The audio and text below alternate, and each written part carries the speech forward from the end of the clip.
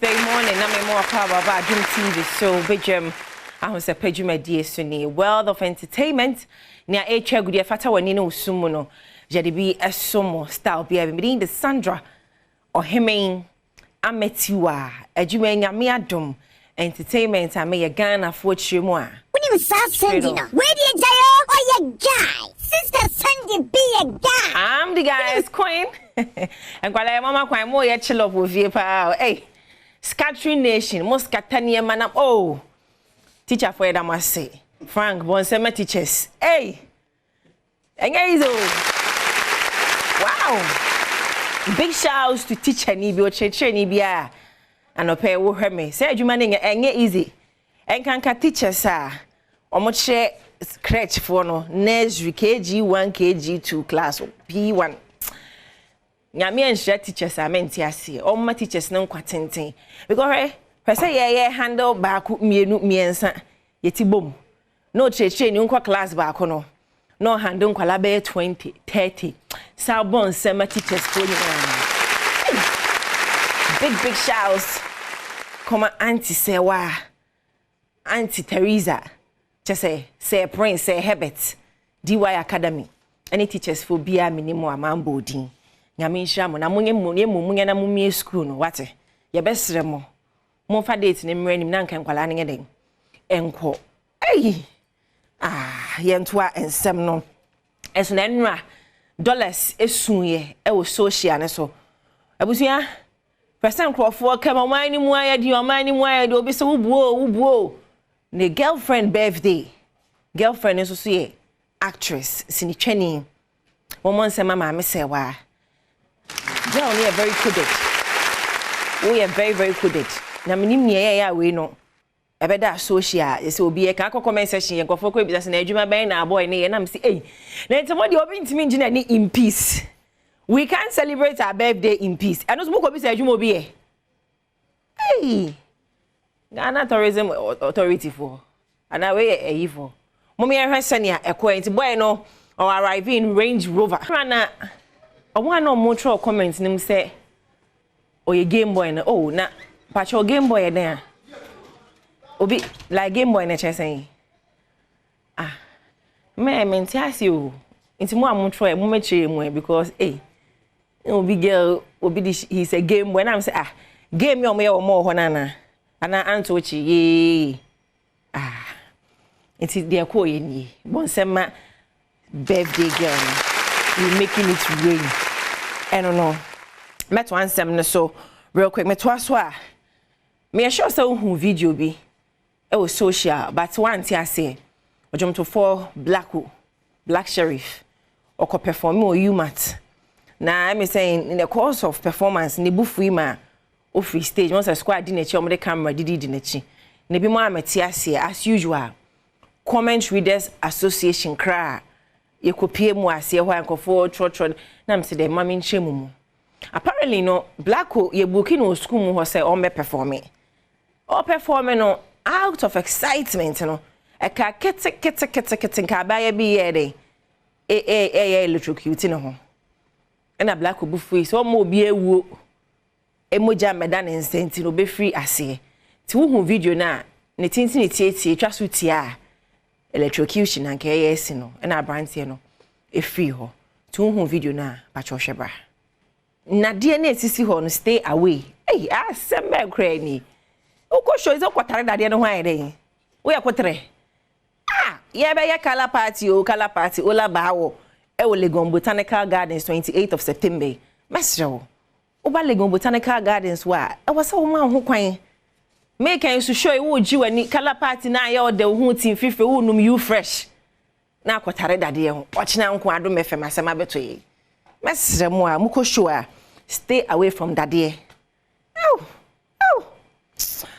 mentu house na nra me ne ojomtofo Philip Abel fitna ase wo Adom FM na so or the new one bia ba enwom no enwom no say it is possible me am bisa say enwom no mete ba o me abi wo or so there be se Philip ade Ghana by now obi anim se Philip Abel fi MPP ni on fancy na wo kire mu se enwom no enye political song na emom MPP for ba wo de beche won abusia china nko wan fa mehye me ka ku ye gene kwaku anum tie bra yeah me MPP ni aish yes I said me MPP ni oh yeah you see and be your obi NDC obi me my best friend was NDC ni okay and what am I saying and it doesn't matter me MPP oh Debbie straight say why MPP ni cry do mo ba na be mo oh yeah why not yeah me MPP ni aish yes I said me MPP ni oh yeah you see and be your obi NDC obi me my best friend was NDC ni okay and what am I saying and it doesn't matter ayo wabusia na ne campaign na meguso eye no ti ba umia Dr. Mahmood Wadaroma obi abonyom ochemu a title no crash say o slogan no it is possible ba me bisa na say NDC fo nso ba o de be mo ana aduma de anu anoguso ye Mr. Welbeck aduma na anoguso ye no me bisa na say NDC fo board be mo no o ka kire me say on do MPP ni na emum a business hallelujah somebody praise the Lord eshi eyezu nigina ya guy ya dabugina masese meto aso a Kempaluta nyom dia sorry for ni nya so meje mu sese na no ye ya so for die preaching akoba ne se we die dia sa e wa sorry de mekoso na Kempaluta na ne yem ahye no ne yem ahye no eti mundi kan hwese ne ankofo de gya me wa sorry no na ye ba Paluta nson kra wo de mom me de amane Christianity akodru nie baby anya mesom modi adru nie na de bia ko social no so na nkrofo twetwe Christopher a wonte ase you will never see our Muslim family doing this de bia no Christopher you see how Muslims respect the mosques by main crofwe asori them holy place wasa did hanky akata utiso we oh na den den ni ye kodru hada ben den ye ba ne sen and now me yes African country because ya to asori 400 mu ya tum na aha no yentimi scrutinize enyi yi mu ana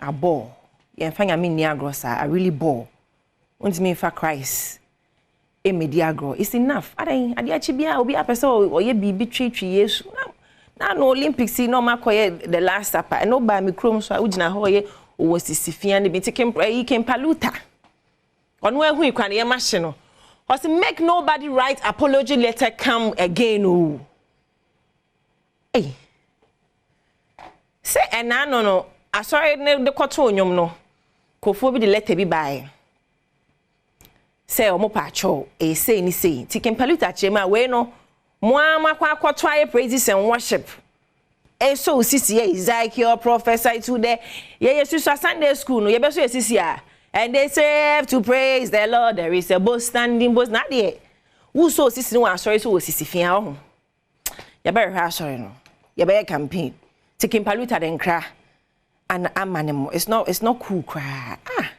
nye guy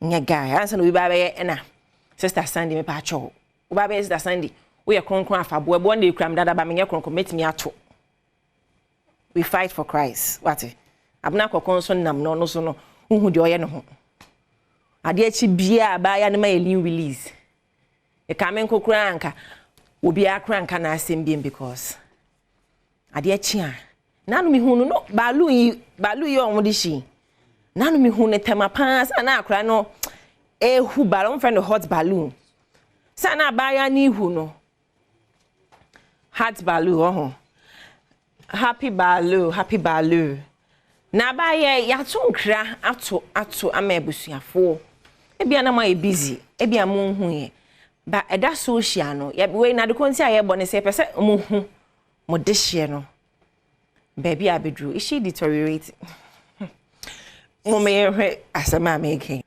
mo shepa ma ba ya na ise ne ya o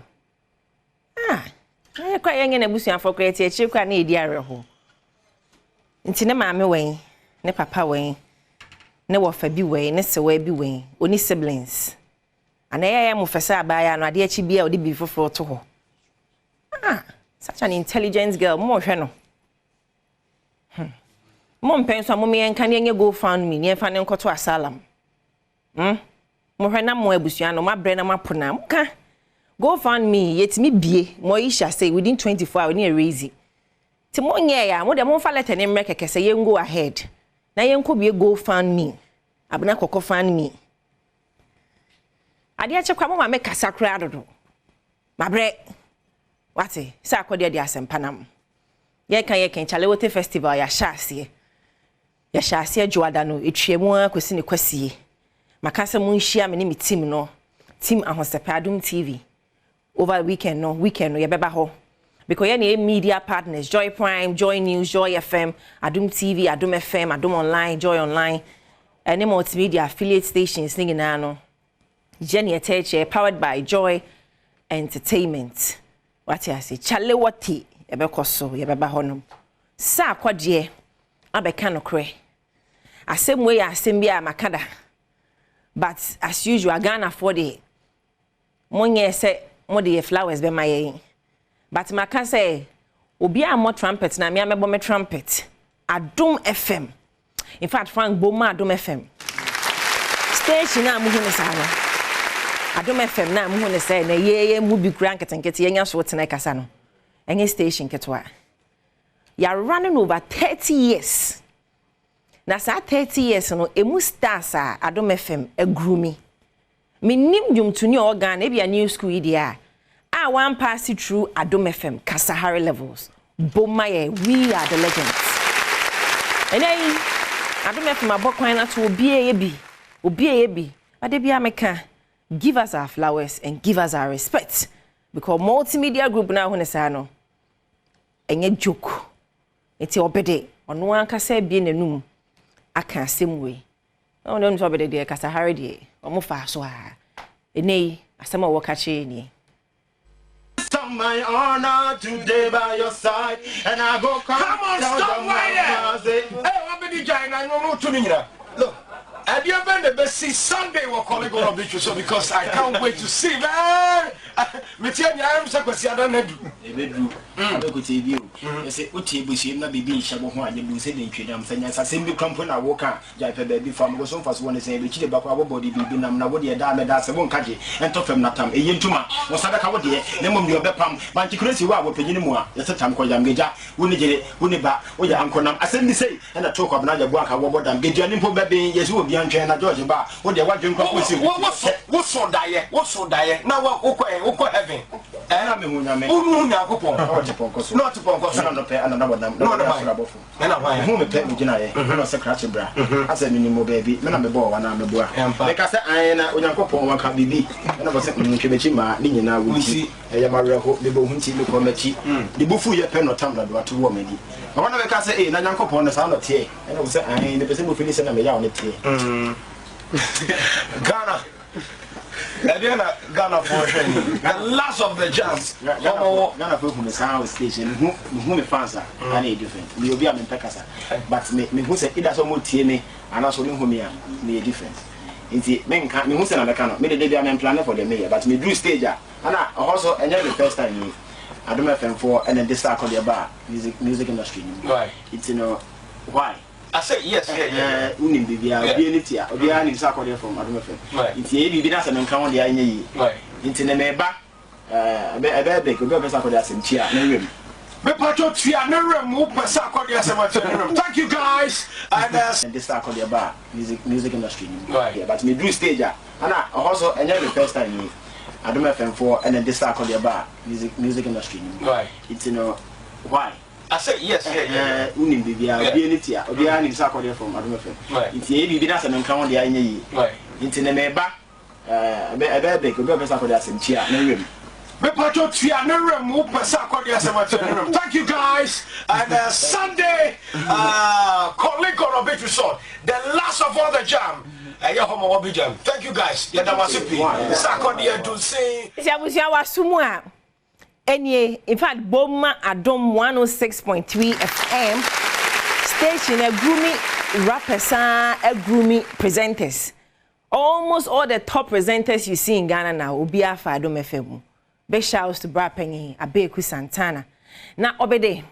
Na adiacho ba agro ye hye den hu ye show bia so da o bo be do kai de okay oh ye kai o senior ye kai o de wo kan ya na say ye bon kai kakra say oh show be drew sa ye frɛ wa ye fie ye frɛ wa no la unfie bi za ne ade wo so den kabra mic den ka me feel you but obede we hwem kwan ka ye frɛ ni san ka agi eska o because platform ne ade a ye de ma wo no enka mre ne so a enka fie kakra you understand but no kwe artist no mo nya ade mo ntwa mo deals so me kra me gina afie yi kra yi artist a me put you on am light mon guy me fra mo kra mo fi me enyo hey what am nya mo hu social media mo fi tv ya wa ha ahaya ne wo ade be chien na ade chien me din the sister Sandy be a guy well be Kofi Ampedu me director Tommy Lee Kevin Ameno omo na chi me hu Richard wa ha me hu Jace Eddie Jonas din na so why hu Babatunde me hu Frank me hu squad ni na PRO fresh boy ni kwe me da mo nyina amase se mo bo me chi do me na matade fabrics wholesale GH omo na apam e de ama me omadwudwa me kama pa maka so more materials assault omo abeka allied filling station no echi hwehwem and a hair logistics GH na ama me wegi ashe I'm the guy's queen nyame adoma efiada ye behia happy belated birthday and come mama me boatema the fancy door brothers and sisters association from the entire team here we love you nyame sha o man kwatenti ahode wom wo hia mo ko ma mo ansa say koto sorry fabom boza